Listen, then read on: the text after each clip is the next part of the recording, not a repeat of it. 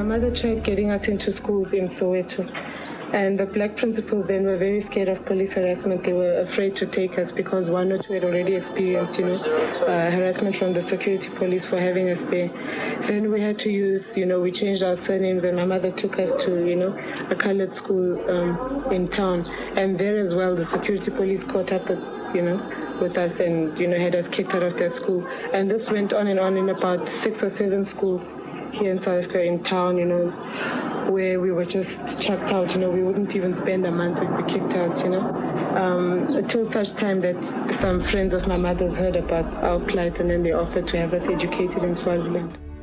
Knowing Mama's strength and charisma and her determination, tremendous respect that I have for her strength as a woman, that she was able to be a single parent and she was able to put a smile on her face, always hold her head up high. We never saw her fall apart.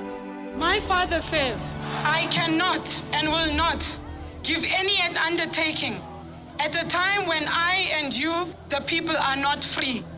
Your freedom and mine cannot be separated. I will return. Amanda! A letter that he wrote to me that I obviously didn't get, where he was analyzing my poetry and so on. It was very touching, it was quite emotional.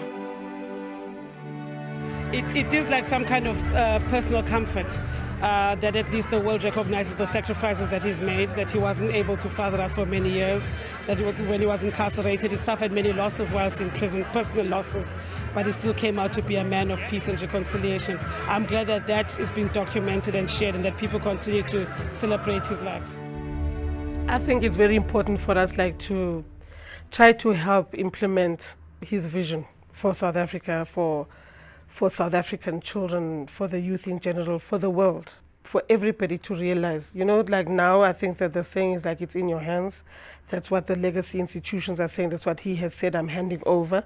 I think it's so important, for us just to, let go, let him be. I would do it all again. I can't imagine, that's all I've known. Everything else is just a fantasy. And what I've learned from this is to define myself not according to what I've suffered, the anguish and so on, but according to how I've survived that. And I think it's an important lesson, especially as in my capacity as a mother, as a grandmother. It's very important for me to be able to demonstrate that type of resilience and ability to see to have a more holistic approach to life for the sake of my children, especially during difficult times.